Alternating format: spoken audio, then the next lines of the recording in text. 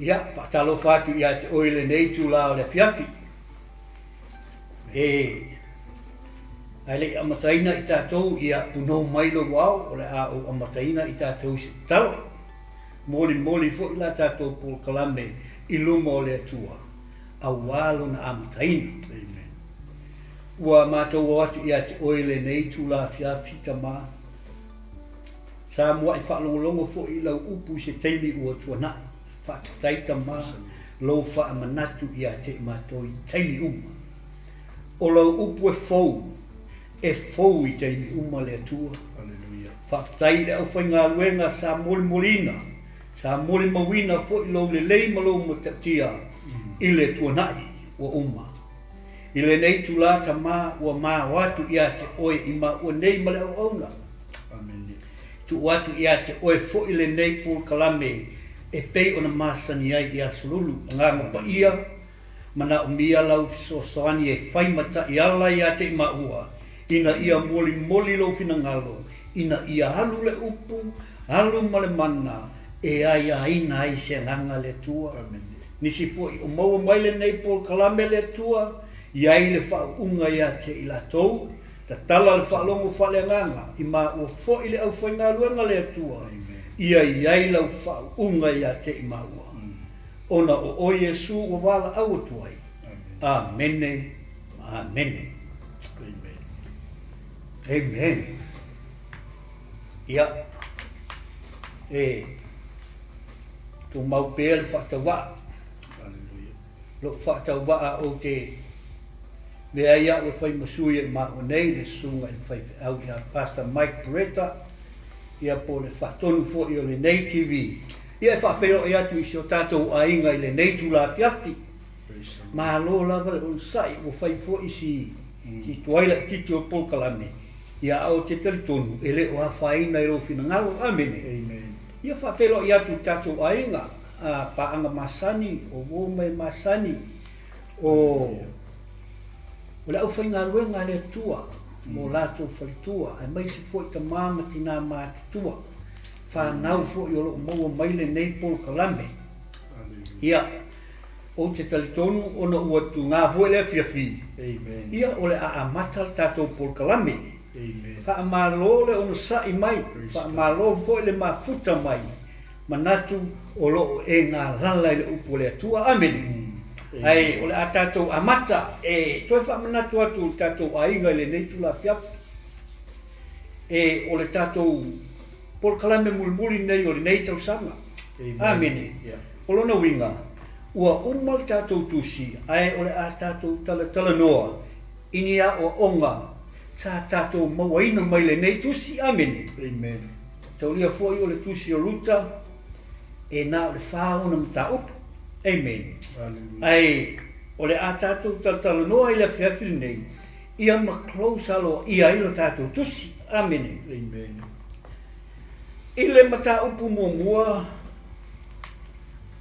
sa tātou tala noa I le tā ua le mata upu mua le tusi ruta. Alleluia. Amen. Ai, o sea o onga tā ua o loo fia tala noa I le fiafi nei mata upu mua. O le totongi ina o le tau. Amen. Amen. Po o lo counting the cost. Amen. Counting the cost of coming to Christ. O lo o le tau e te tongina I lo halu ia Yesu Keriso. Amen. Amen.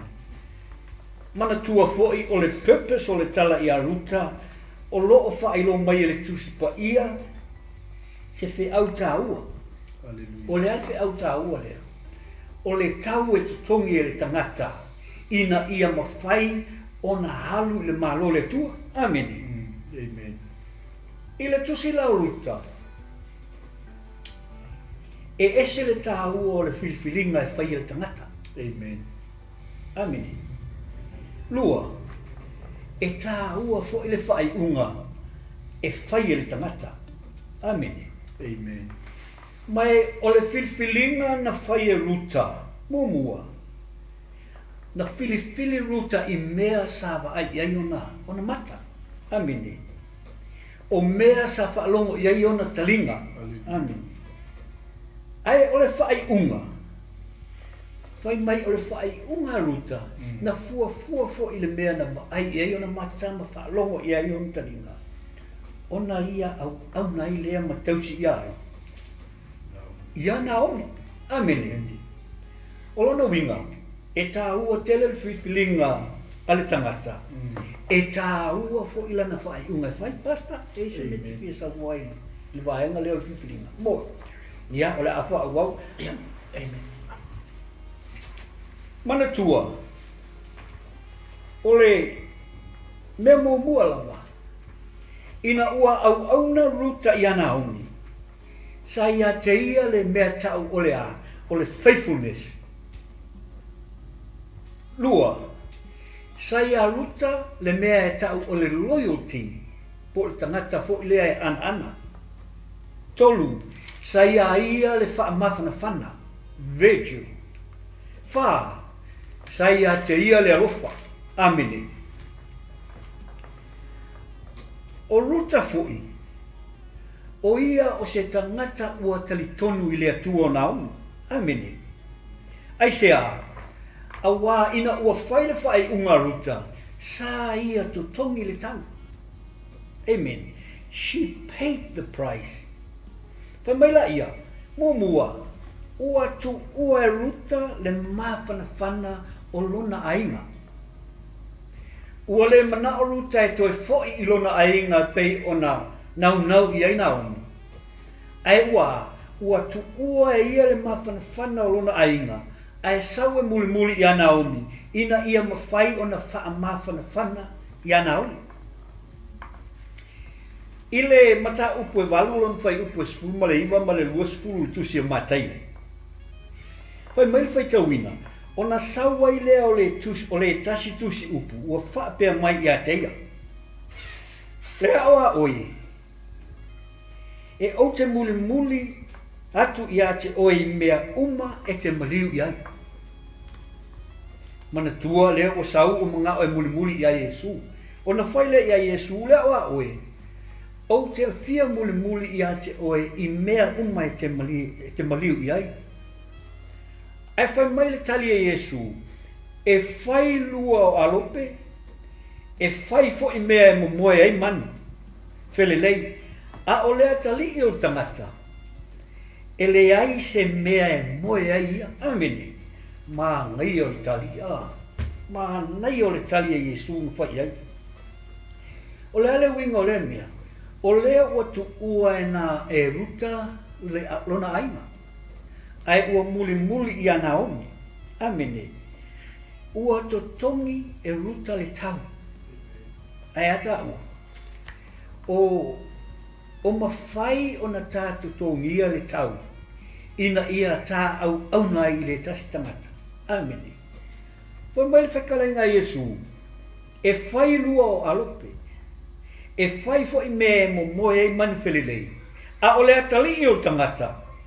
E le ai se mea e moe ei o ia. Kei loa sa moe lau whaafonga angai mea fiafi. E whaapea la wale au nanga leo o whai e ruta. Mole tina o lona to lua. Amene. O ai, o na oni. Ua tu ua e ruta lona ainga. O le mawhana whana o lona ainga. Aia, ai muli e tausi i ai. Ia na oni. Amene. O le vaenga e lua ua te tongi ai e ruta le tau. Whai mai ua ia ua lost her family. Ua tu ua lona ainga. Amene. Ile mata upo e iwa o luka o lona whai upo e ono sfulu maltasi ma le ono sfulu malua. Ua whai mai fo i le tasi, lele i o te muli atu i ate oi. A ia tuu mai i ate au se i o umuai wha mawai i lo ainga. O le tangata ua mana o ea e muli i a Yesu, ai whai mai. Leli i o te muli atu i ate oi. A ia tuu mai i ate au se i o umuai wha mawai i lo ainga. Amene. Ai whetalai Yesu. O le e tango lona lima i le suoto sina ma tepa tua. e le tatau ia te ia le malo le atua. Amene. Ese le mana ia o le whaitau le aisea. O wā o loo tau mwhai e su e tau i le awari ia. E lea o ngā a whi e te alu ma e tepa i tua. E lea o ngā o le malo le atua. Amene. That's powerful. O le tā ua la le o whai e ruta i. Whai mai ea. Ua ave a toa lona tangata i le atua wai o nā ome. Mua ua tuu le mawhanawhana o lona ainga. Lua, ua lei loa lona ainga. She lost her family. Amene. Aia, ua ave a toa lona tangata i le atua o Naomi. O le ale mele ua tupu i, ua to tongi le tau. E whapena fo i tātou le tele o taini. Amene. Le leo e lei ropo i eise tasi o whalavelave i a te oe. I lea, i lau sa walinga. O taimi whapea, e mawhai ai o ngā e ave sea tangata ia ma oe. For the sake of your salvation. Taimi whapea e te tau ona e to tōngia le tau. A whai o ia ini au o e te iroa, e le o talawhea ngai malau sa walinga, you might have to lose them for the sake of Jesus Christ. Amene. Amene. Tono winga ia, e ta tau ona e lose them, ina ia mawhai ai pēr ona e sa wali i lau o nanga lea ia ai, i lea tua. A lea ua whaatino e ruta le ngā luenga lea. Amene. Le vaenga e tolu. Giving up your possessions. O mea uma i a te oe. O mea uma fo i o loo i a te oe. Awane i sili atu i laua. I lau salvation. Awa e lea o ngā atu ato lau salvation. Pe a e sa vali luma. A o e mawhau mea ia. O leo te tala noa lea. I mea o le tino. Mea o ta vale. O fale. O tupe. Maltua o e. Fai maile Lukas fumal whaalo na fai upu e tols fumal tolu. E whaapea F쏘ɪᴏ o tau e le la fua ia na mea. E le ma fai o na fai o ia mo uso. Maia, e whaapea F쏘ɪᴏ o tau e le la fua ia na mea uma. E le ma fai o na fai o ia mo uso. Amene. Whamela i whaapea tania. None of you can be my disciples who does not give up his possessions. Ile whaolatanga. Wale ai mase mea na toi popole ruta i ai. Ina ua declare ruta. E au auna ia le atua ai o naona. Ele ai mase mea o toi mawhauwhau i ai. Ele o toi mawhauwhau i lona ainga. Ele o toi mawhauwhau i le mawhanawhana o lona ainga. Ele o toi mawhauwhau i a i mea o le tino o loo i lona ainga. Aia, ua muli lava i ai. I a Naomi ona o lana au nanga. Pai maila i o luka, o le tusi lea luka. E whaapea F쏘ɪᴏ o tau e le la fua ia na mea uma. E le mawhai o na whai o ia mokso. A whaila o tatou o le tatou whaotanga. Ma tatou tilo pe tua i mea o le lalolangi nei. Tu ina nau o le lalolangi nei. O mea uma whaafia o le lalolangi nei. E le mawhai o na whaia o e masoo o Jesu Keriso. A le whamai e tu spaia. Amen. E tā ua ia na whaatau i tātou i le toto o Jesu. We were bought by his blood. O mea uma fo i o loo ia i tātou. O ana ia. Mua na whaatau tātou i lea i le toto o Jesu. Lua, o mea uma fo i o loo ia i tātou. O ai, o le atua e ana. Amini. E le ai ma se mea o le lalolangi nei e own e tātou. Amen. We never owned anything. Ai i le tala le aruta. She gave up everything. Why? Awa for she never owned anything. So she gave everything up. E alu e muli ai i le atua o Naomi. Amene. So o lo tatou o langa la whakerisiano. E le o se o langa whaimofie. Kerisiano a whai e whafonga mai le whiawhi nei, tele whawhita ulo tatou malanga. Tele whawhita ulo sa walinga. Being a Christian is not easy. E le whaimofie. E ai taimi, e ai mameo hardship. E ai taimi, e ai tingā. E ai fwoi taimi, e ai prosecutions. Kia o isi taimi e whaasa taurua o e isi kangaka. Amene. Amene. E whaasa taurua o e tangata. Even, e o lava i tātou friends. E o isi o tātou ainga. E o lava i to tonua religions. Whamea. E tau walea ia tātou ia i le tele o lātou tala. Ai te lo e. O taimi tāua ia. Amen. Mai o taimi ia ese lea ngai ate oe. I le Ioane na sfulma le lima lo na whai upe sfulma le valu. Whai mai. Ino le lalolangi i ate oe. Ia e ilo. Ua moa i ino mai ate. Alleluia. Amene. Amen. Lona winga ia. Le au nanga le aruta mai lawa le mata upu mumua. Amen. Everything was about humility. Praise God. O mea uma ngā whai i le loto mawalalo ruta. Amen. O ina amatai le au nanga ruta. O lea, o le mawalalo loto. Praise the Lord. Na serve ruta i le humility, na serve i le loyalty, na serve i le virtue, ai maise le alofa ai. O ruta i Naomi. Amen. Amen. Pastor? Ja.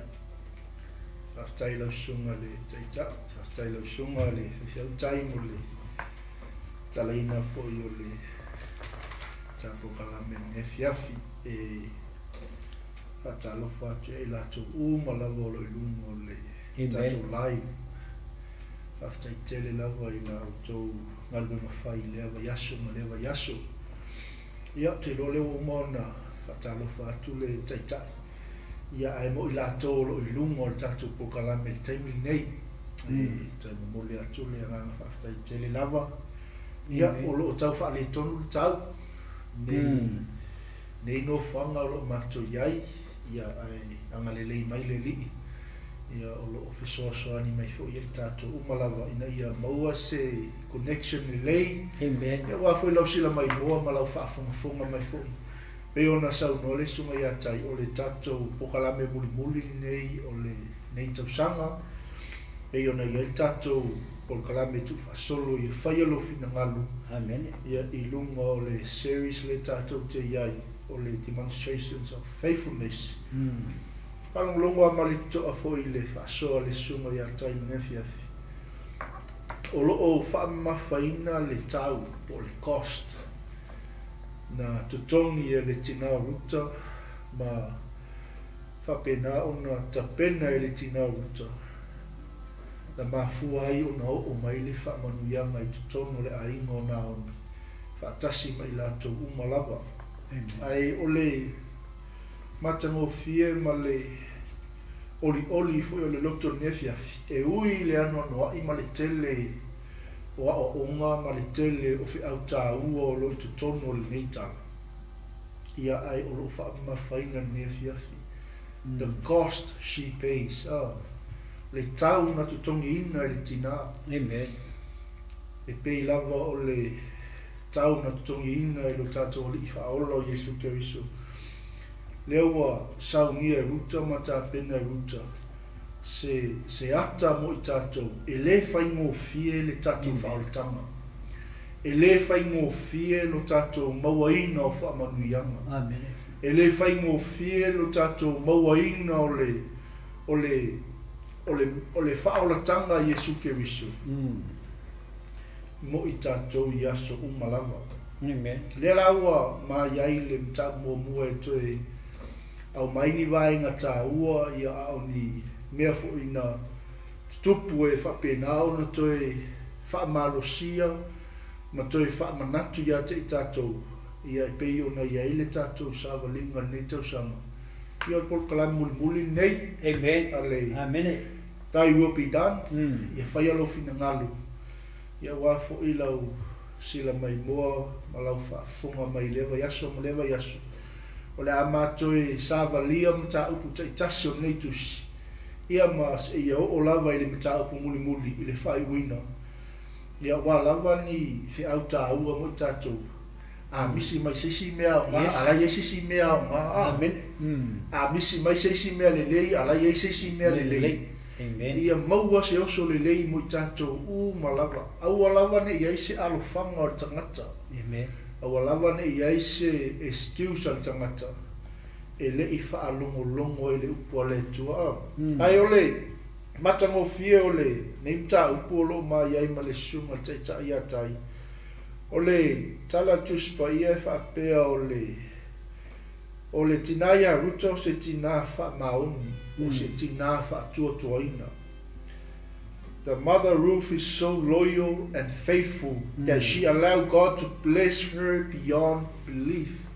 Amen. Tato whaalongo iai. Ole tina e wha maoni, ole tina e wha tuatuaina. Ai sea, awana ia whaatanga ina le tua e whamanuia ia te ia. Amen. So she perseveres when things are hard. Nga makuai ono sai, na matuai iai le pulu nau le tina. Teime e whaingatā ai whaingatā ai whai unga, whaingatā ai whilwhilinga whai, Amen. whaingatā ai le tautinonga sa tūmawai, whaingatā ai mea lava. Ai sa ono sai lava, sa whaamaoni lava, sa whaatua lava I le atua. Na o lava ia te ia, e na te lei whaamua ina lo na tangata nei lo le tinaya na o. Amen. So she perseveres when things are hard and is so selfless when it comes to others. Amen. O se awa onga tā ua fo lea mo I tātou le tino ke wiso. Sa ua le atu no peli. Ia sa matua I whaamua le tina ruta, le tina ia na ongi. Amen.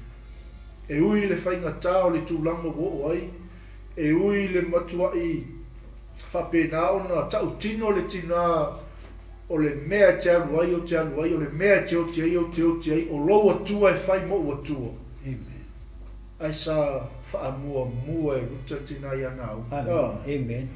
So I la tātou te iloa ai, e le I whaingo fie ngā ruenga. Amen. E le I whaingo fie le tau aveina le tina ruta o lana tau tinonga sa tau tino. I le whai upa sifuru ma le ono ma sifuru ma le fitu. Amen.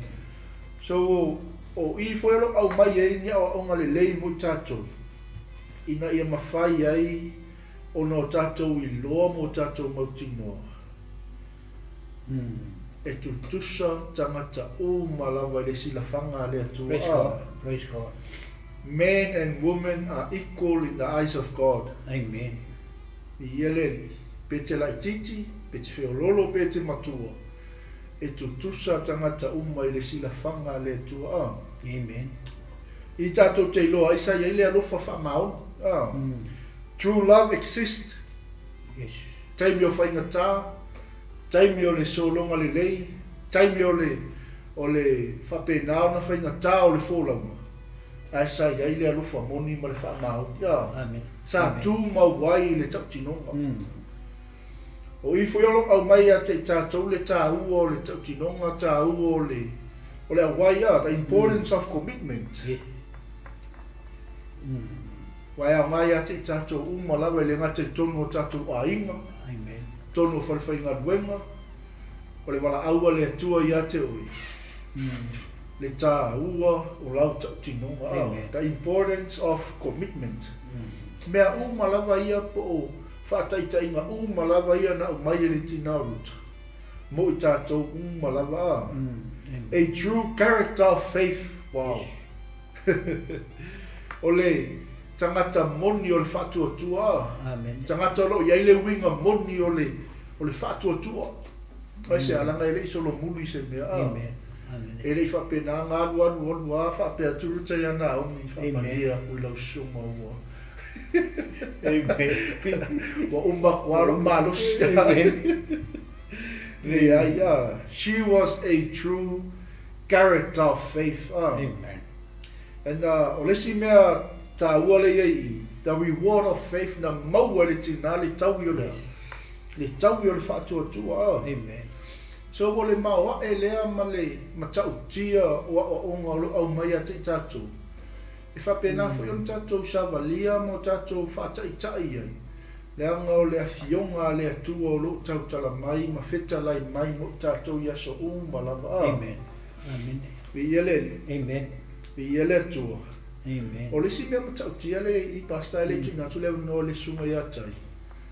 Ai o ke le I sa ili I mea ta ua tonon ta o puni. O le mea mua sa o mawhai o le whaatula nganga o le tusi. Amen. O le ale mea mua le I whaatula nganga o le tusi. Amen. E inisi o le au poto ma au so e foi fai mai o Samuelu sa tusi al tusi. Amen. Ia ai o le to tele lava o skola o tusi pa ia. Ia o au o lato manatu o lo o unknown. Le tusi tala o le tusi. So ia lo o mai a te tato le fatula nganga le tusi e matau tia. Ruth's offer is thought to be Samuel, but it is unknown, and we can only speculate who wrote the book. Amen. Po fea lava la li fai lo tato manatu po tusi al tusi pe o unknown fo ile tusi talo al tusi. Ai o le matau tia le o le whaatulanganga mai o le tusi le o ruta. Amen. Le melo na luanga iai I le setting po le whaatulanganga o le tusi. Ruth takes place in Moab and Bethlehem. Moab is modern day Jordan and runs along the eastern shore of the Dead Sea. Amen. Amen. Ele ngata na tupu I Moabi. Ai sa whapena fuina. Na o I petele e maa. Le ala fai mai le whaatulanganga le tusi. O Moabi. O le nuu lea o Yoritana I le taimi nei a. O le whamamanga na iei nā whemea e lata nei whia. I le sami mate. Amen. O le isi whatulanganga o tusi nei mai takes place during the time of Judges. Ia le tato tua I so ama tusi whapusino. Which was the time Israel has no leader. People did what they wanted. Wai le o le kemi konga leo lo ele se tai ia isa wa ma fai ale me lo ko ga maka ia e lo pon ma fu anga foi le istu stalo tu sia a wa fai ale lo tor tangata ia Amen. Vi ale tu. Amen.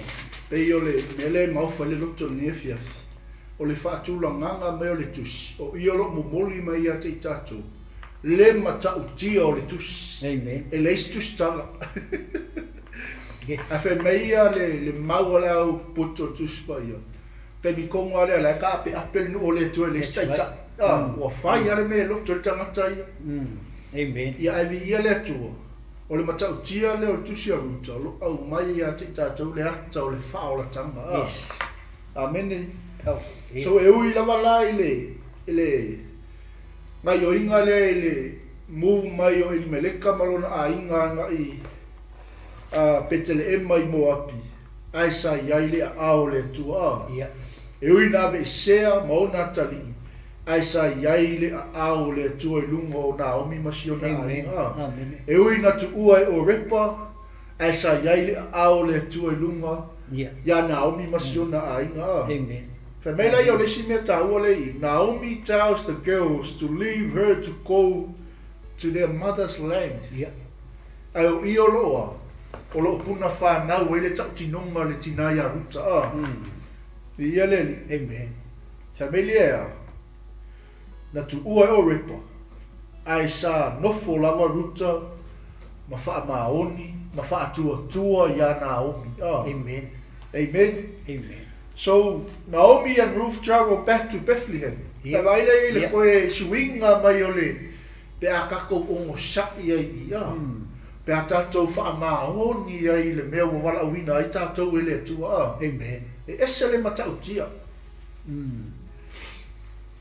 Ngau ese mai ono leongi. Ai toi wha fo'i mai e le tua i le manuia. Ai sa wha ui mai ti ngā. Ma wha sa vali mai whaingata. Na wha ui mai e le tua i mea ono. Se ia toi wha inu i le manuia o le tua. Amen. So Ruth claims to Naomi's God, her own God of Israel. E vai ai o tina mai mo api e le wha tua i le tua. O tangata mo api o tangata wha pau. Ai na matua i tali tonu ia Naomi malona tua. Imagine au tina ia Naomi wala whaati lona tua. Amen. Ia ngai ke mo ngal fa po suma le ono ma suma fit. Le tau tinonga tina ia ruta. So Naomi says the Lord has forsaken her and she is bitter. The people of Bethlehem welcome back and Naomi tells them to call her Mara. Imagine wai koe fo'o ia kui lau ainga, sangi fia me lau ainga. E koe welcome oe malau whanau ma seu ainga ai makua i sa saa ku iai. Ma e whaasea ku iai e mewa whaia e le tua iai tui. Oki whape whatapo. But God allows this story to take us to salvation. Amen. E au mai ai pe ave nai tatou i le whaaolatanga. So they return at the beginning of the harvest. Wewe ai lei. Ka koe whaia. Ai o lo ke mio 𝘔𝘢𝘪𝘓. Amen. Ma o ese ma te mio leonge. Ai koe wha whaia le tua te mio 𝘔𝘢𝘓. Amen. Me le tātou te loa ai. God is working behind the scene. Au wai ke popole pe atupu se tūlanga onga ia te oi. Au te atu wale pe atupu se whawhitauli ia te oi molo wainga.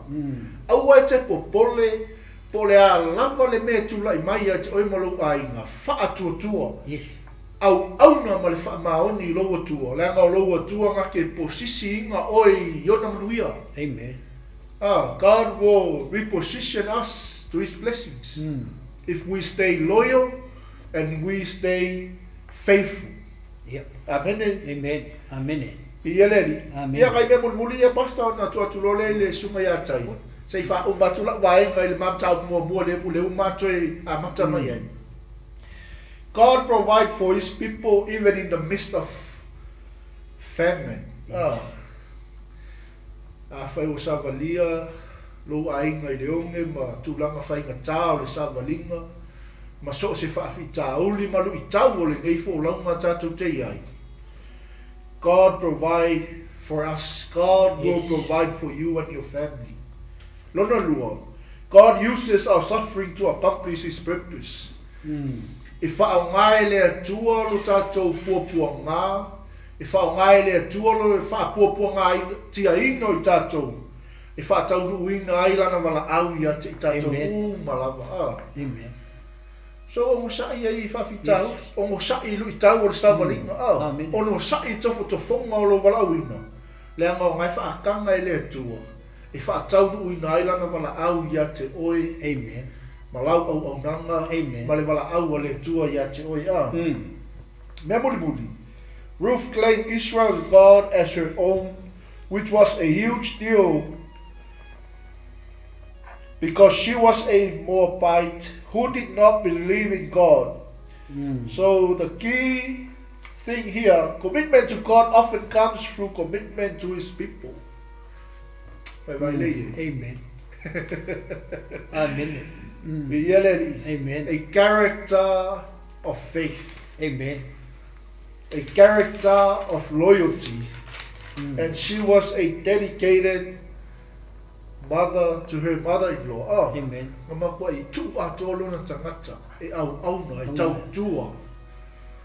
Amen. Na tau tino ai le tina ia nao. Praise the Lord. Amen. Yeah, la suma tai nefia. Oh, that's powerful. Le whamasino lusu mai tasi whai pulusu ma lima. Amen. Whai mai. O ia o naso sa le eisi tupu ia Israelu. Ua tasi ma whai le me e tusa ilona lava manatu. Praise the Lord. Amen. Yeah. E tusa ilona lava manatu. Amen. O le tala noa ia Israelu. Amen. Mai o ia o na po sa le eisi tupu ia Israelu. O le tala noa ia Israelu. O na whaila wale a tangata le me mnao ia ia. Te roa i ei teimi e whapea i tātou.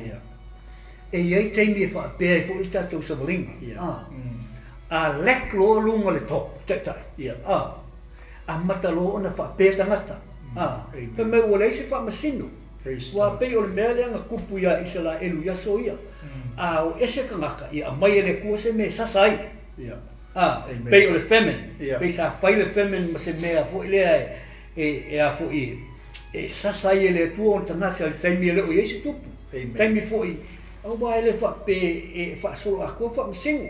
E o matu lea whamasino o na maisesi whamasino. So, peila o le mea le lewa kupu o ese ai mawhia. Ma pete le ema. Bethlehem is a house of bread. Amen. O le si mea ta wale na upikia mai i lau saunuanga pasta. O le ti ngao na omi. Bitterness. Teilo o ena a matalon sa wali ruta ma Naomi mai Moabi. O inga sau wha malama mai e le tua ia ave o le tala le lei. Ave le afu le matau tia o le tua. E wha malama tua ia Naomi ilona ti ngā. Ai ona o le ti ngā te leo Naomi. E tau nuu lawa i pete le ema o whaikala ngā Naomi. Whai mai aua le ta ua hau o ai o Naomi. Ai ta ua o mara aua o ona mea o whai le tua i a tea. E ta taunga tātou whai tete le mea le loto ti ngā. Amen. Langa i ei le taimi. E ei le aua le tau wha malama mai e le tua o fufonga. Ia ave ese lo loto ti ngā. E ta puni ona o lo ti ngā. O le mea le sa tupu ia Naomi. Ua i ua ianga ma whai ona whai e Naomi le tala. Aua le ta ua aisea o lo o maua pe le ti ngā. O le loto ti ngā. E leo se mea le lei.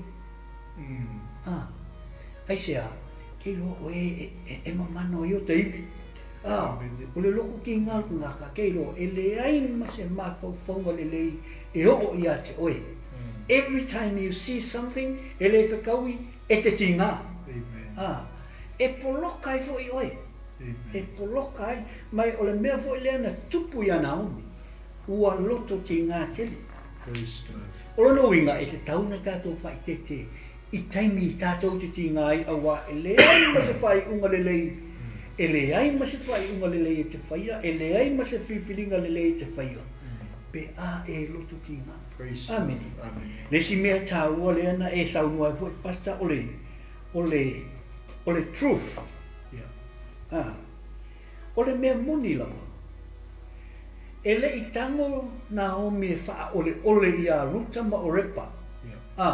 E le i wha ole i a lua o atu i petele e ma o le mele whai e le atua i a te oi. E wha manuia le atua. Le ai, ngā tau tala Naomi le sao. Whai mai Naomi. To e foi. To e foi i lua nu. Ma lua ainga. Ai sea. Langa e leo to iai se tama i a tea ua o matua. Ke leo ka kou te leo taimi, a tātou tā lai nei, ka ke leo ka ua le mea sao. E iai whawhitauli o le tātou savalinga. A ua nei e whai tangata, e le ai ni whawhikauli. Whai mai Naomi, Toi fo'i roa inga, e leo ia te au ni tama, a ka ko waku fo'i o, tātou te whaapea ia la tātou i toto. She told the truth. Ai te loe, ona o le talana tā pena e lea tua. It's a story ngā whau e lea tua. Ngā iai le whaamahoni le loto ruta, she was well prepared. Ngā makua prepare lawa e Naomi ruta e le 10,000. 10 years. E o mai le taimi ua ta'u ai a Ruth e Naomi le mea sa'o i a Ruta ma o le pa. Ua le to e sao i le manatu o Ruta. Ai se au. O wa fo i lau whatua tua na ngā luenga le ngā whai e Naomi i a te. O le ale ngā luenga. O le atua ngā whai ai mea uma e whai ai le atua oi. O Naomi. E o la le taimi le u fo i ai. A wha mai i a Naomi. To e fo i o rua inga. Ua le o i a te au se tama e mawhai e ona o toi whana ua se tama e a ma o rua. Amene. Longa winga e a she told the truth. A e tala noa i se tangata fo i lele. O lai te tau mawhai e mai tono o whaatanga. You need to tell the truth. E iai whawhita uli i to tono o whaatanga. Langa a sauro ka ngaka le alwaku a e whawhika uli. Ono winga. Ua e le ta ua tau le sao. Tau le upumoni. Truth. O le si vaenga lea a la la ta uli. Vaenga longa rua. O le mele o le feminine. Pasta. Ma ngai e o le upu le feminine. Ma te olia fo o le feminine. Aua ne i e ti ngama e manatu tele i ai aua o le whawhita uli le mele. It's only a season. Hallelujah. Ma fau fau. O le feminine. It's only a season. A wha mai tusi o whai lauma. E sau e toi halu. Lono winga, tātou, a ho mai teimi whawhea o whawhita uli. E te tauana e ma fau fau. E uma. It will come to pass. E sau, a iei fo i teimi e toi halu ai. I lea tua. Ngā whai e lea tua seasons. E a hoi tātou. Amen. Lono winga e a. Aua e te popole i whawhita uli. O mai e a te oi. Lono winga e a. Face them. Amen. A e le sa wali to tono whawhita uli. E ke whiu e refine o e te le malosi. Hallelujah. E ke whiu e ke le malosi. A e sa wali to tono whawhita uli. Ma e mawhau. It's only a season. Amen. E mo upu fo le ka so a tangata matu e fuaka mo longo. E fuaka mai longo. Ma ale nga lo kia ko fuaka. Ko fai se silo. So awa te popole i le tau. O le season awa they come and they go. Ui ai te tonu. Walk straight into it. Nga aila e ke ang le spiko. You're a new man. O oil tangata fau amene. Ia, ole. O nisi ngao o ni vaenga sa oto mai i to tonu o le tatou mata upu mumua. Ai, pata e se si mea rinka upu. I le mata upu e lua. E whae ngoina o le tupu i lea, i lea lofa tu no le tua. Grow in grace. Amene. Mai o i tātou o tangata o le malo le atua, e te tau o na tātou tupu lea, i to tono le grace. Pa mai la ina ua tau nuu i petele ema, ua uma o na dedicate te ruta, lona taimi, he time, mona onu. Leo uma o na dedicate. Lua, ua uma o na declare, e tau nuu i oa uma. Wa umonga te klea ai e ruta o le atua Naomi e avea fo i mō nā tua. Amen. Lea nga lainga au nga iai. Mai ina ua tau nula i o e te iloa lava i le tala noa ai. A ruta, fa mai ruta, so walu i se whanua. E le i tau whai i ai Naomi. Sau siap kama. Sau alo su ese me te anu ai. No, nga wha o ngā lama lea. Le instinct o ai. o ruta. Awa, she was brought up nga wale lei o na tausi ma whaton tonu e whailele e Naomi whai mai lai. So walu se whanua, mao mai ni fua karite. Ma muli i se tase a, e alofa mai a tau. Amen. Amen. Ole, mea umalawa na sa wali e ruta. Nga directe le tu. Amen. Amen. A tātou wā aile leile tala. O mea umalawa na tutupu le rolanga ruta. E le ai asasi nga directinga o ai. O le atua. Langa le momua. Wa dedicate. Yeah. Amen. Lua. Wa declare. Amen. Praise God. Whai mai e o lawa i lana sa wali. E ui lava na leilo se whanua. E ui fo i leilo se tasi. Ai o lana sa wali. O lana laa, o lana waai, o lana tautala. Every step a direct ele atua. Amen. Ala wha mai tuspa ia. Ai o le mea sili atua na mana ia ili tala lea. Ele o iloa e ruta. Amen. Yeah. Ele o iloa e ruta le direct ia ele atua. Amini. Wai. Langa fo wala na le iloa la ua grow wai ele grace. Yeah. Ah. Amen. Taimi le ngā lua i ruta. Taimi ngā lua Yesu ese me na grow le grace. O le mea fo ngā lua i ruta le tau iei se whaatonu ngana whai iei. Ah. Amen. Pastor? Amen. Yeah, to grow in grace. Ah. Tupu i le alofa. Amen. O le matau tia i o le ele ngatau tau mua. Ale fukako mai tau puelua. O loo whaalia ai pe o na sauno le sunga iatai. Le matau tia o le atua. Not only God directs, but God allows her to grow. Oh. O le mai mela ia sa tutupu fo ni tau pe lua mai o se awa onga mani le sona tatu te maua mai ai. I le taimi na Whīroa i ruta mapuasa. Amen. Le ngata i lea o le tala tuspa ia ua toi regain le whātua o Naomi. Kau mua makua i la fua i a le whātua. Amen. Amen. Mamakua i la fua i a mea kau alonga mua. Mamakua skongi a le solo.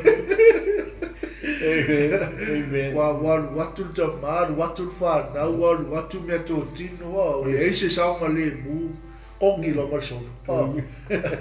A waina i le step in o tangata o loo iei le whātua tua. O loo iei lona loto i le atua, o loo iei lona dedication for le stay loyal, must stay faithful i le tinao lona tō lua. Ono le mea ua tupu aina. Saulo kau puelu, soli. Anga mita ruta puasa, koe regain o marfa tua long tua. Kena ele se long puasa boa ni whapega abas. E kupu mai ai ka sa boa ne mea. Amen. Anga whaia ole boa ale whanau. Pei Alanga foi ole tangata leo puasa ole redeemer. Ole whaola I tutonu ole ainga lea. Sao ele ole si menga inga, mai Boaz let Ruth work out. Whawhinga wenga re Boaz out. And Boaz provides for Ruth. Amen. Mai vai lei. Ole ata uma leo le atua manga yo inga na whaia le atua. Lea ua tupu ai ruta I tutonu lea. Ole grace o le atua. Amen. Amen. Amen. Ia leli. Ole si mea tau ona tātou I loa. Boaz was a relative of Elimelech, Naomi's husband. Ole tangata ole ainga o Elimeleka. Amen. Ole mea maalia lei. Ruth asked to go into the fields to gather grain, and the field belonged to Boaz. Sau poasa, mo I loa e poasa. Le tangata le whainga luenga I kongon whamu. Amen. Amen. Amen. A sila e whai pulenga whai tau le sunga iata. E whai ua whai atu ruta. Le moapi ana, so uanu I se whanua. Amen. Mao ai ni fu le kawite o muli se alofa mai te wa fai mai o ia te ia lau ta mai I nā luia. Manga vi kei nor fatu tua loma tua release lo. Kei lo e tala mo. A le fatu tua ina o e lo ta mama lo tina e le mafai ona release oi. Amen. If you don't stay loyal and stay faithful to your parents will never release you. Amen. Nga koe weekend nor fatu tua loma tua fai mai anu lola ie. Mai la vele tala ruta le ngafai anao. So wanu se whanua. Mao ele fuol ka wite. O muli se alofa mai te awa. Amen. Iele. Amen. O fai mai o ia te ia lapta mai I nā luia. O le mea la le ia mai Boaz noticed Ruth and asked who she belonged to. Yeah. If e sine kula po asa ia ruta. Af mentala ruta. O hao le tane ali tama na omi woti. Amen. Usanga pakua I le kalikomu wa po asa I. And this is how the Bible shows that Boaz was an amazing person. No. O se tangata. Man of his word. O se langa o le whatusa pa I o le ato Yesu ke viso. Yeah. Maila, Boaz went to Ruth and told her to remain in the field with his servants and to not go to another field to get grain and to drink from the jars of his men. Amen. Whatunuina le puasa ruta ya. E ngofo ilo I whangua le hao le karate. Yeah. Whakasi mang au aunga. Ma aua nge ingu mai lava I sisia. Yeah. Amen. E inu mai lava I au. Amen. Ruth was taken back by his grace and asked why he favored her. Wai talavo. Au mai ele favor le tua lunga ia te oi. E fesili tangata. Ai se ale mea wai. Ma tua le ngau ofu I whaasoa tatu pokala.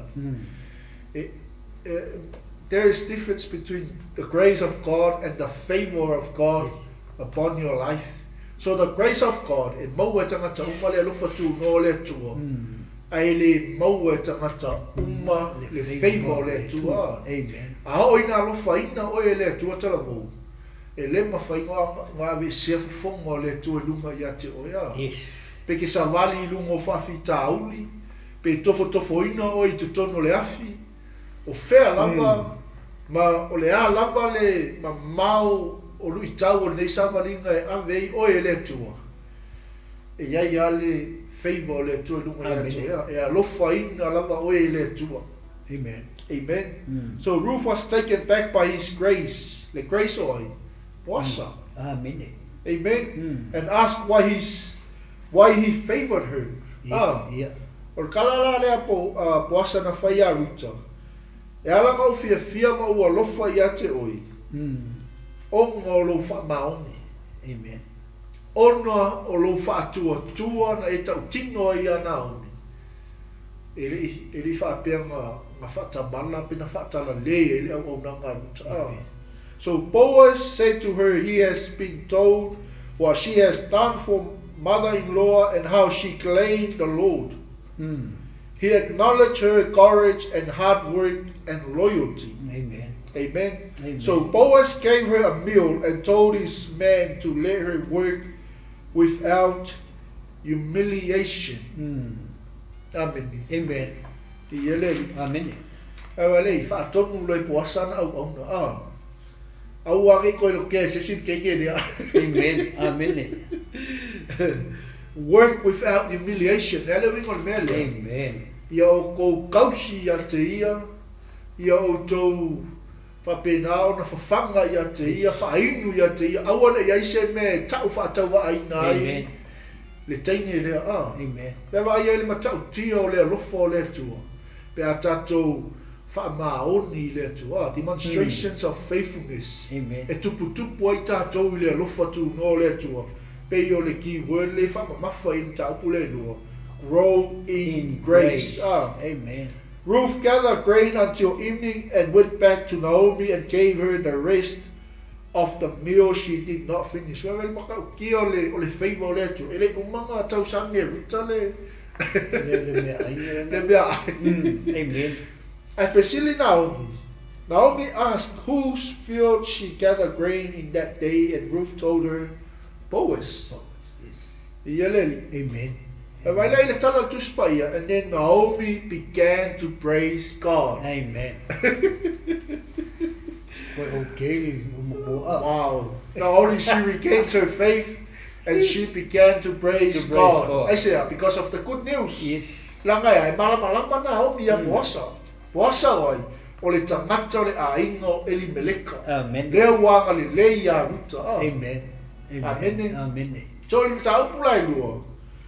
Here sets the foundation of Boaz and Ruth relationship. Amen. So inga whaka oko ile whaavai olea. Ole mafukanga le wainga ia. Yeah. Amen. Amen. Therefore, youth, if you are dating, find a man that has these characteristics. Amen. A man of prayer, a man that provides for you, a man that desire for God. Amen. A man that grows in the grace of God. Praise the Lord. Amen.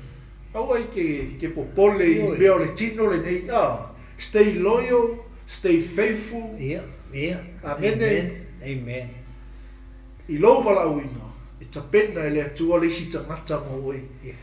Hallelujah. Amen. Amen. Ia koe kolu a me I pasta onga. Alua li pas. Onga. Lesson to us. Ile mata upu le lua. O iolo au mai ia te tatou o le tatalo yaso uma. E whapena ona moli mauina tangata. O loo whaamanuia iau ngai o inga. Amen. Chapter 2, bring prayer into your daily life so that he who witnesses will be blessed by your actions. Yes. Amen. Tala foi lea actions. Ia kele aku au me whainga I loo lau tala. God will bless who take refuge in him without boundaries. E whamanuia le tua le tangata ea.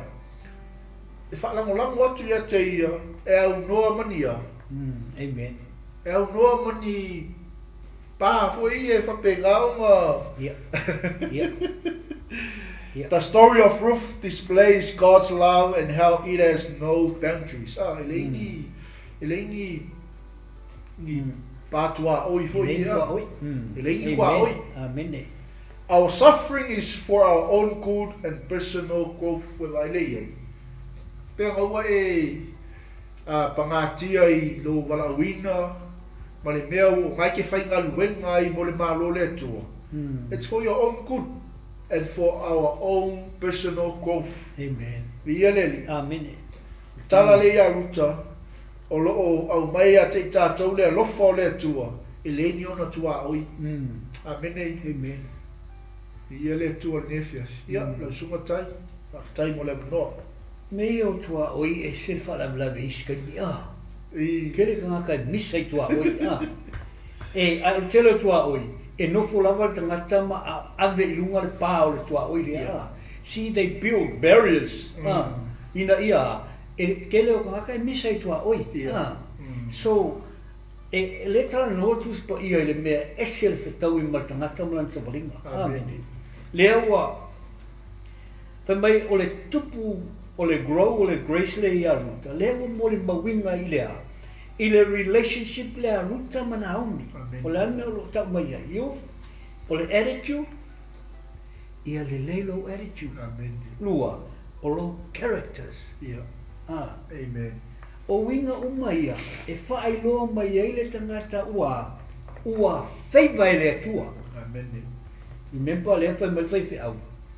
Praise the Lord. E leo tangata uma e maua le feiva. Praise the Lord. E leo tangata uma. Ai, o le feiva leo le atua, ina ua tupu luta I lea. I le alofa lea. I le alofa lea, pe o le alofa tu no o le atua. Mai, a tātou toi fo I lava I amatanga. O le humility lava, nga amaka mai e mergei. Amen. Awa te feel whaise me le maulunga loloto. You will never do it. O le result, e favor o le tua, e provide o le tua, e protect o le tu. Amene. Fai mai fai upo e walu I mata upu lea. Fai mai. Aua e te alu ha e I se tasi whanua ese. Aua e te tuua le menei. Amen. Amene. E ese le te leo le winga o le upu lea. Aua e te alu I se tasi whanua ese. Aua e te tuua le menei. A o whape whea mai oi. Amen. O e tu I se whanua ese. Whai mai. O lea ua whai mai poasa. Aua e te tuua le menei. Stay in this field. Whape nā fua le tato wala whale anganga. Ia e mauti noa. Ia e mauti noa. E sa o le whanua nai te iai. Amene. Amen. Ma whamai poasa. Aua foi e te tuua le menei. O lea ua provide e poasa I a ruta. O lea foi ua protect e poasa I a ruta. Amene.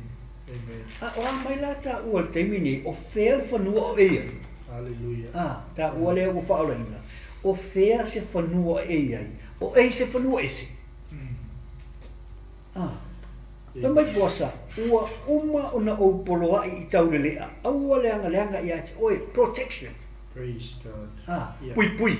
Yeah. Whamai poasa. Ua uma o na o a poloa I tau le lea. Aua leanga I ate. Oe, o lea le mea leo tupu.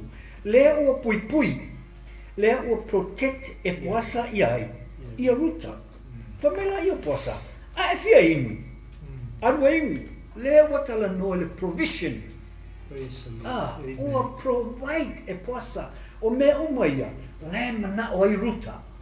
O lea provision, protection. Whamela I a poasa. A e fia inu. Alua inu I vai ua uma o na utu e tau le lea. Praise the Lord. Amen. O mea umaia. E maua le whangua lea. Amen. It's in this field. That mea ngā whamai poasa. Aua e te tuua le whanua le nei. Praise God. I say, because I have all that you want. Yeah. Amen. Mai poasa. O le ia kia uma mea ngai ke manga oi. Amen. Alanga poasa. Ua iai foi o poasa o whatusa o Iesu Keriso I le tala lea. Amen. E whaapea foi le whanua o le alofa tūno o le tua. Le whanua o lo iai le alofa tūno o le tua. Whai mai o lo iai le paolo. Amen. Le paolo lea o le onga le malusi o malava. Awa e manai. E ufi fo I ate o iona apa au. E sun fai fo I lalo iona apa au. Mai la ia e fai alo na whamaoni maua. Mau tali pupuni ma mea e pui nai oi. Amen. Praise God. Kono winga. Hallelujah. Wale elu ese ruta malfanua lea. She stayed there. Ai sea.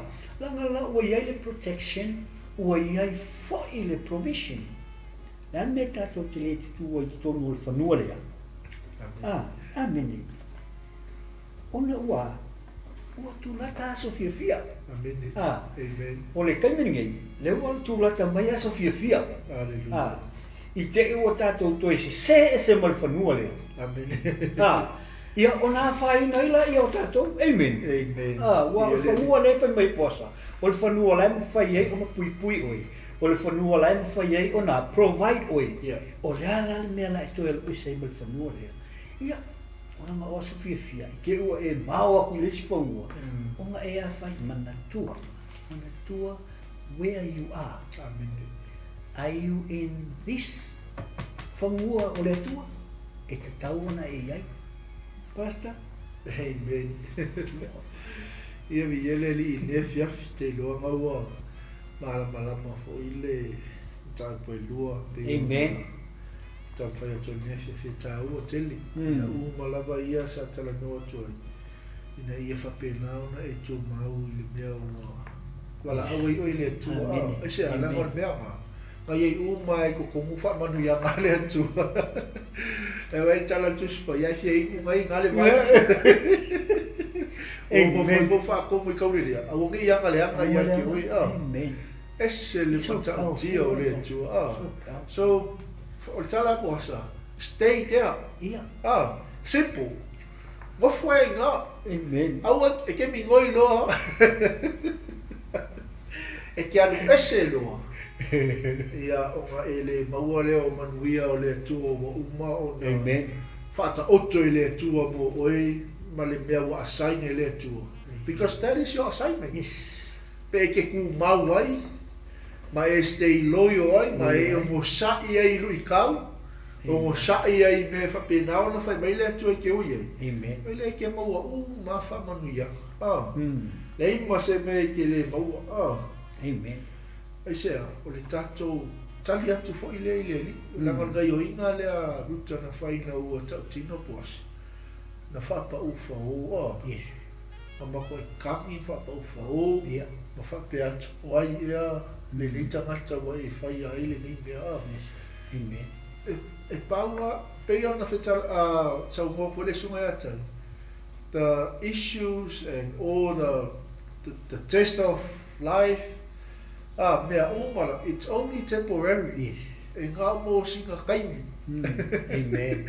Ke wa e la foa, ke wa e ave sea le whamuanga wa umanga atofa le tu e ki oi. Aolo whamangu yakaraka. Amen. Amen. Awa ke la foa i le whanua ma le lau ele ele. Wa watu le tu ia te oi te ngalue ai. Amen. Amen. Yeah. Ole. Leo tatou o matatou tau puto. Kau ia marka kau kami. Amen. Amen. Ele matau puto o se me whapea ona tatou whauingaina. O le tau e maua e le tangata e wia whawhitau. Amen. Rewards through refining. Amen. Yeah. O le tali, o le tau e maua e le tangata e wia momua whawhitauli lua. Amen. E ono sai ai lalo le mea e sasai le saito. Po o le ala ma le umi. Lona winga, o lo tau whamtala mai. O e ei le taui. E ei le taui e maua le tangata e ala i lea. E ala i lona uia o mea whaingata. Yeah. Amen. E ei mea o whawhitauli. Yeah. Amen. O le tangata foi, e lava le ono sai, e nofo ai lalo le me e sasai le saito, po o le a lava le umi whaatari ai. Amen. A whaila o tātou e te ono sai ai, e whaapea foi ona tali Iesu i a te oi, tali mai Iesu i a te oi, pei ona tali posa i a ruta. Whai mai, lo uafa whine, aua e te whewhi, o mea uma ua e whai mai ai, o te whaia lava mo oi. Lale winga le mele. Ka mai posa. I've heard you. I know your needs. I know what you want. Live it with me. Ka mai posa. Tina e tina lava o nei ele tangata e mua tu ia posa. Ai whai mai posa. O te whaia lava mo oi mea ia ua e whai mai ai. Amen. Lale winga. Leo approve. Yeah. Leo o ngofu puasa ma approve ia ruta. Yeah. Mea lai mana oi ruta. O le ase le songa moka kou le mea. Amen. O lo tango whaile tua ea e whalatalata mai ia i tātou. Amen. Amen. O le tango whaile tua e whalatalata mai i tātou ia te ia. I le whaamamaina o tātou e ala i le taimi whaingataa. Amen. O whawhitau, ma taimi o tōwhituwhonga. Praise the Lord. God is trying to bring us close to Him. Amen. In times of hardship. Amen. O lo tau whaile atua e whaalatalata mai tātou ia te ia e ala i taimi o whawhitauri. Amen. Taimi ia o loa. O lo invite tātou ele tua. Tātou te o mai e malo loia te ia. Amen. Rest. Yeah. O le mea ngā le tau whai ia le tua e whaamalama iai. O kai mea whaingatā. O mai i lalo i. E malo lo ai. Taimi o lo tau whai le tua e invite tātou. E a tātou te o e malo lo ia te ia. O le whesili. O le ale taui. O le kauile ke maua. you're in His presence. E te iai le mamalu o le tua. Amen. E te iai whamnianga le tua. Hallelujah. O provisions a le tua. E protect for you i le tua. O le tauinga e ke maua. Pe a e uia a wala ia o whawhitauli. Ma e nofo ai lalo le me sasa i le saito. Po o le a lava le umi. So me lai, o lo kau i lea. You're in my presence. Amen. So mai, I'll give you blessings. I'll protect you. I will provide you. Amini. E whaamaoni le tua. Hallelujah. Pastor? Amen. Reward through refining. Ieleli. Ole talana o mi a rutaina wo me ta pole to fe mai. La uta mai.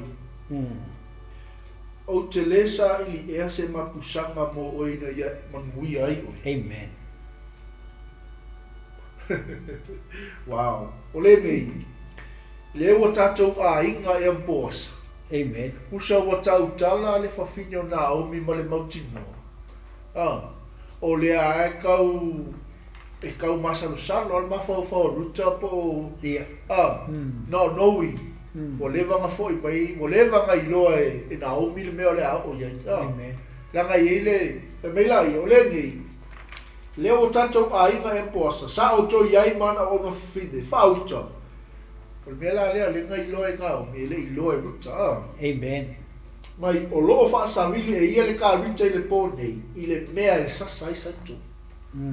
Amen. Amen. O le ala ia o fato buka le kako kala moa i le tato tau kule tonu e mai ta ele ia o e mau. Amen. Ma ofu ia ofu, ma luifo le mea e sasa i santu. Awane i loa oe e le tangata se ia umona ai o ia mainu. A ta oto ia e te vai atu le mea e ta oto ai e te alu ma supe i le mea ufi ai o na vai. Ma e ta oto ai o na faali mai le e ia te oe le mea e te whaia. Amen. O whai atu o ia te ia o mea umaua e whai mai ai a te au o te whaia lava. Na ruifo au le o ia i le mea sasai saito. O whaia e ia ma e tusa ma mea umana whai mai ai le tina o lana tane ia te ia. Amen. Me vai e.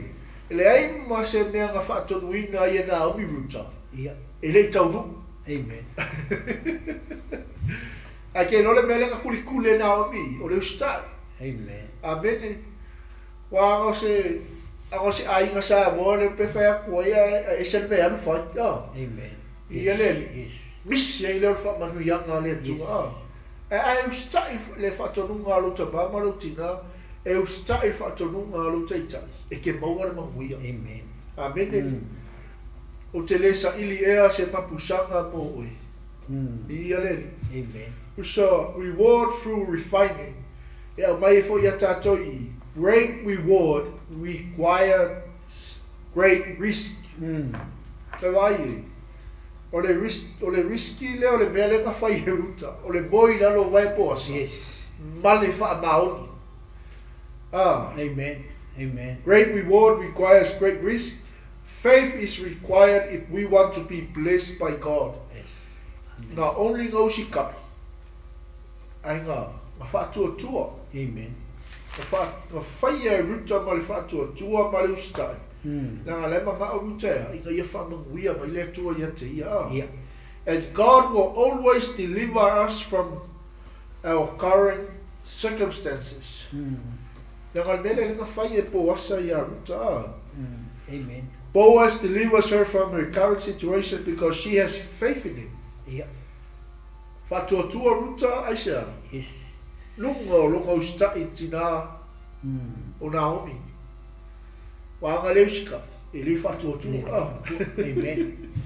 Amen. So i pei ona whaasoa atu polkalame ma le sunga fo iatai. A man like Boaz is a man of his word. Yes. Yes. O le tangata e ngake le o se tangata e muli anga upua, a man of honor. He's a protector, he's a provider. O se tangata foi ngai aile le self control. Amen. Langa ngai aile nga luenga poasa nga fai. Ai le ingofo maruta. Le ale nga ofo ye tato por kalame.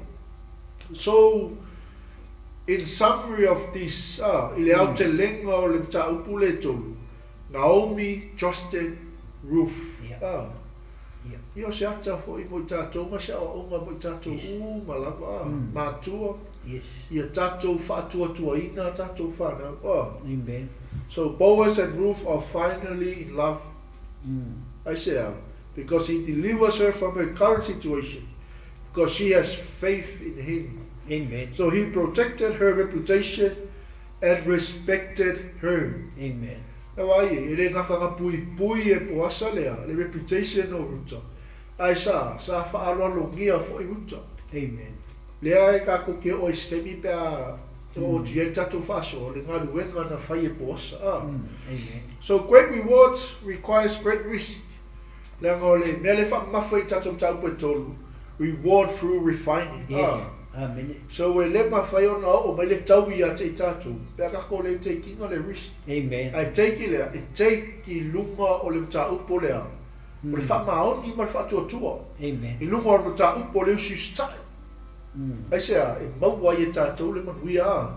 Faith is required if we want to be blessed by God. Amen. And God will always deliver us from our current circumstances. Amen. Amen. Mea uma nga whauia I le atua ruta, whasavalia I le atua ruta, na saunia I le atua poasa ea, I ngaki whawhiloa. Na tapena I le atua poasa I ngaki ea, I ngaki au maia le whaolatanga I totono le aima. Amen. Amen. So he protected her reputation and respected her. Amen. Amen. Peka le aha ka ko fali ko mo mea malava. O le atua lava ka ke pui a te tatou malava. Amen. O lo fasa fua mai pelo na lufa tu no mo tatou. O lalo ka ko ele lea mo ka ko pala. O lo I lalo tatou o le lufa tu no le tu. Ono le toto ta mai moi. That's right. E sila mai le tua la na mi o tō. Mo I tātou, ina ia tātou maua lea. E manuia lea. Amen. E vai e le whaalo ngā whaia e le tua. Ia a kongu whai mei isa le whaalo le mea sa moa. A o inga mua I whaalo mai a te tātou. God alone. Amen. O lea tua lawanga mua I au mai a le whaalo ia te tātou ngai au mai e lona alu pele tō tasi. O le e winga whaatasi mai a. O le e tutusa mai a. Aisea, sau I le fomo le tangata. Ina ia tātou la ngona ona la ngona. Ia tātou la ngona ona ti ngā. Ni ia lele. Amen. Amen. Hallelujah. Amen. Ia lele. La sumatai. Ole upule on sai pasta. It's a big word. Yeah. It requires patience. Yeah. Patience. Amen. Ele mawhai o nga e patient. Pe ale mawalalo roto. Yeah. That's right. Amen. Patient is a big word. I say, it requires the memory on sai. Hallelujah. Ale mawhai ala o na e ulsai. It's because ele mawalalo le loto o tangata. Yeah. Amen. Amen. And the key word I o le humility mai lava le amatanga. Amen. Yeah. Ele mawhai o na taunuu le tala nei. Pe anga wha pea lava e mawalunga le loto o ruta. Hallelujah.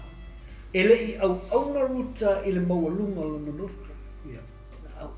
Au na ruta I lalo. Amen. Because she understood God. Yeah. Amen. Amen. Ole le songa la I esere ta wole na sa mo e le sunga whaiwhau. Ole ta ua I o le mele a tātou te maua.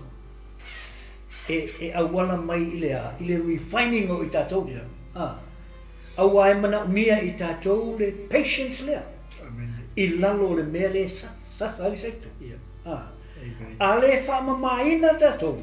Yeah. Pei o le sasaina o le saitu. E le anu ese le aputi. Yeah. It's a big call. e asu lunga ona le lea la I whamesau sa vili, le lea I leo tau ta male apuki. Ai ta atia lava I the real thing. Le tau te tala noa le tangata e ono sa I ai lalo I. Orono winga. O le mea moni lava, I le tatou sa walinga whakerisiano, I le whaurutanga, e mana o mia e tatou le on sa I lea. Amen. Aua e te give up ngō whielo wa ai I tūlanga o mea. E te wa ailo I tūlanga o mea. E give up. Anga le wa ai le au apostolo I le makanga. E le give up. Nga give up ina ua wa ai le sou le wasa tūlanga o mea. Marimatangi, they saw. Olea, give up loa. Ai le on sai. They did not understand who's in the boat. Ia e malama I le ua e talitono I ai. Ia e malama I ai Iesu Keriso o le ua avea mo li mo faola. Awa, e mo ina whea I male ori ia. E ngā kupuro whawhita uli o leo langa. Ngaro loa. Aisea, la tau te le I malama I ai Iesu lela I tono wa. Amen. Pauala ko me whai under his feet. Ola sa, tō whai Iesu sa moe le wa. Ngal pauala ko me kaunga whai o leo atua. Mo moe I lalo vai o Iesu. Just like Ruta. Hallelujah. Nga laku Ruta moe I lalo vai o ai. O poasa. Ai ongo sa I ai le po atoa. All night.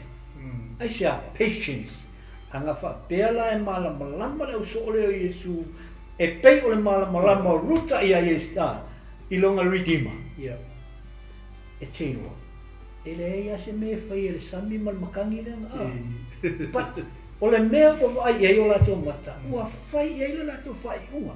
Ua sili atu le whai unga na lato whai a. I lo o lato I loa. Oi, o Iesu Keriso. Amen. Mana tua, o le tau e maua I tātou, pēr tātou whalata lata I a Iesu. O le a, o le presence o le tua. O longa presence, o lona mamalu. O whamanuianga, o provisions, o longa, o le protection o oe. O le protection o oe. E ta tau ona e malama le lei. Who your Redeemer is. Malama ruta longa Redeemer. O mai lo I a tātou. E ta tau fo'i ona tātou malama I lo tātou Redeemer. Po o tātou Savior. Amen. Fito whapupo le mta upu lea pasta. Ia mta upu e whao tātou mta upu mulmul. Iso o le kako whai unga leo tātou tusi. Ma lo lava le on sai mai. Nenei e fiafi. Ma tātou ia ua vela le whala. Alanga o le upu lea tua. E whelesi ai taimi uma. Amen.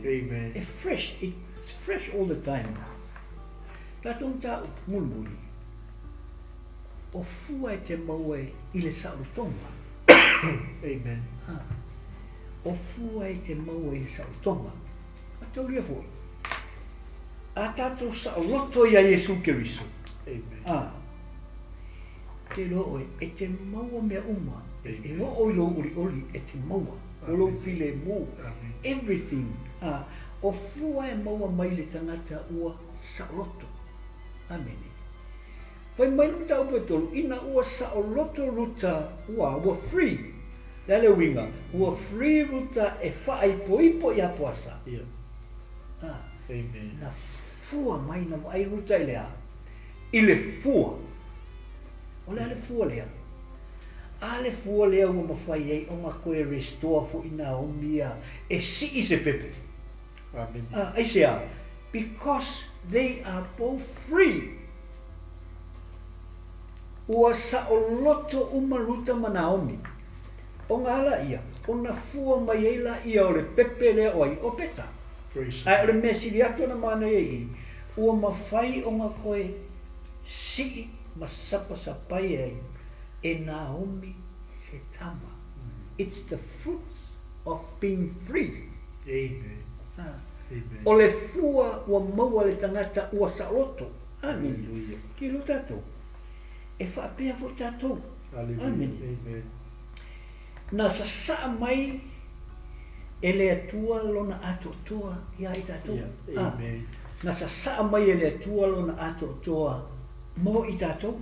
Amene. O longa lofa tunoa. Amen. His grace. Amen.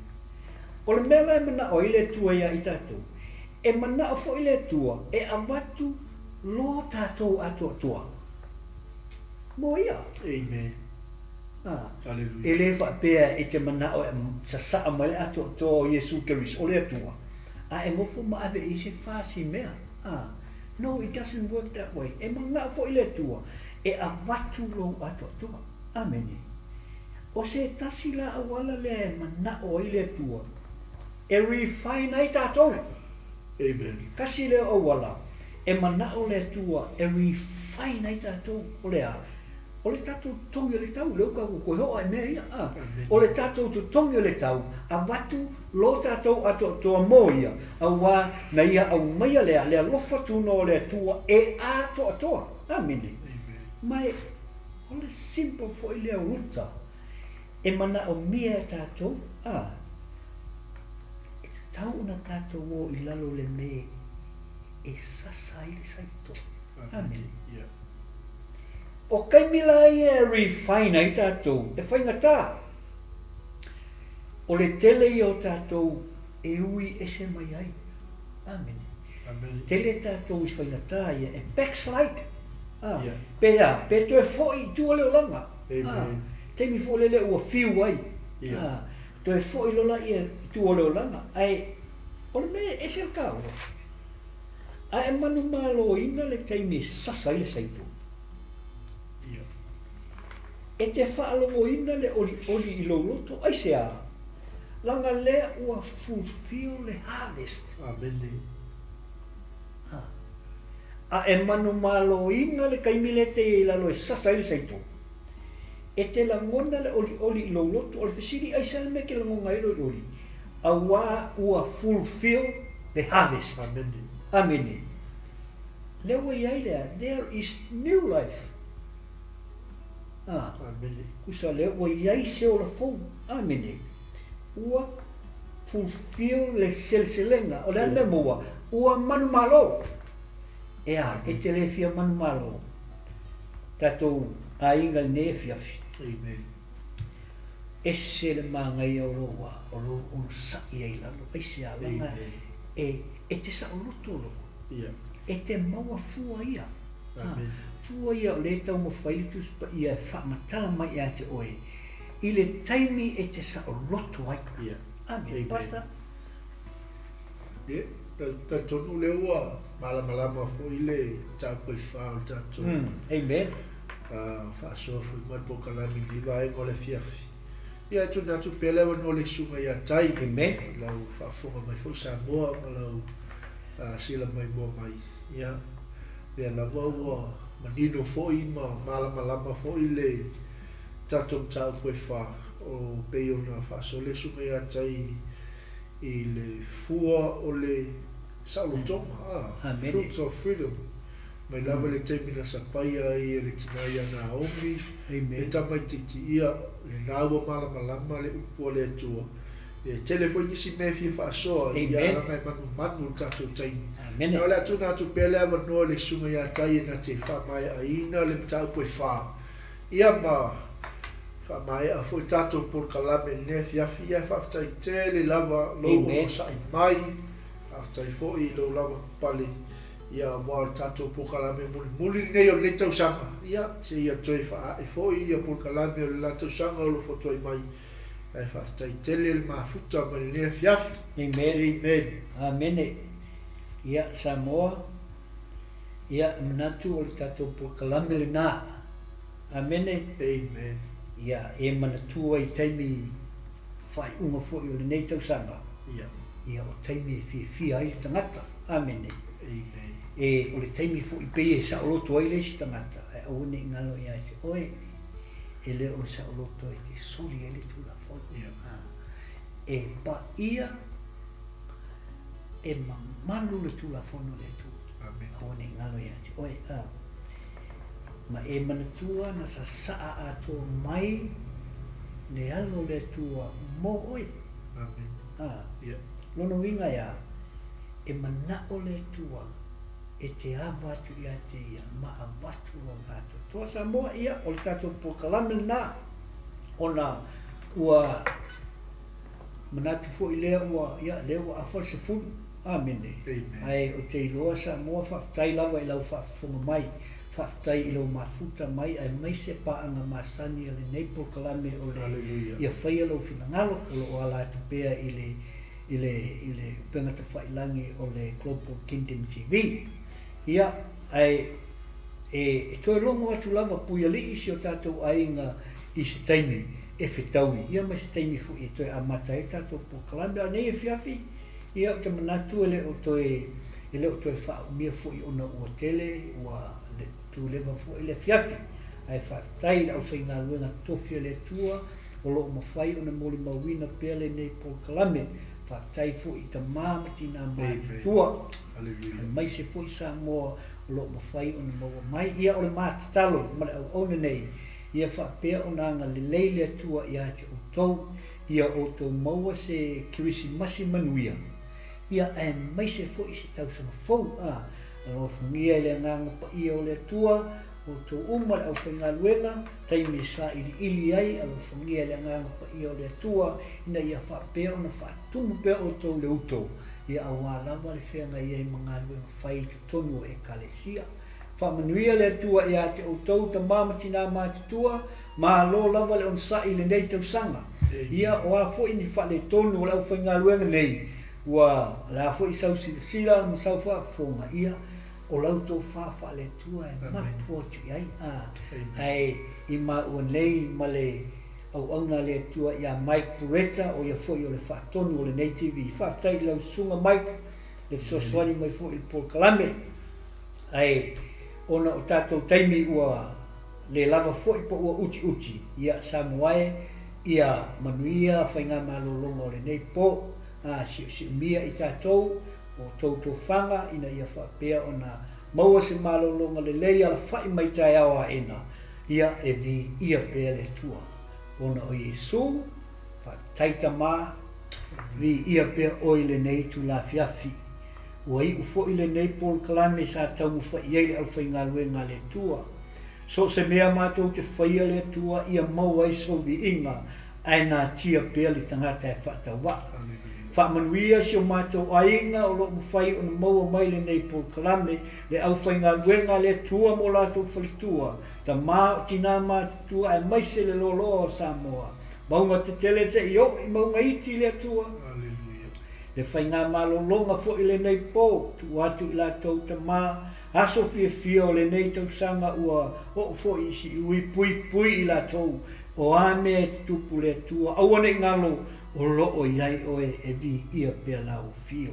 Whamanuia i lau onga nei ia Mike, ta mā ina ia whapea o na tupu pea le uto ia te ia, a wā fo i le whenga iai ma le TV, ai maise le lau nga ina o le whionga le tua.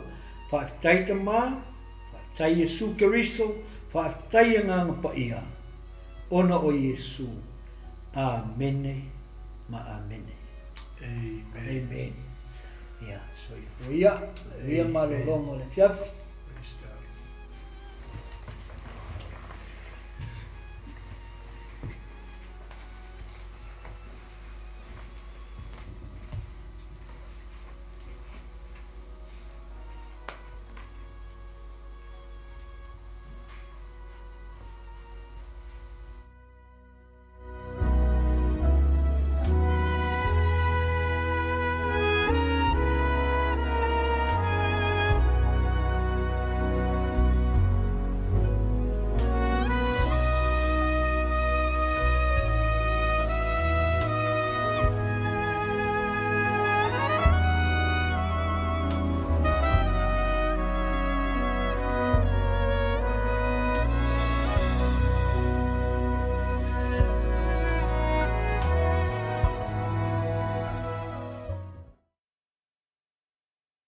you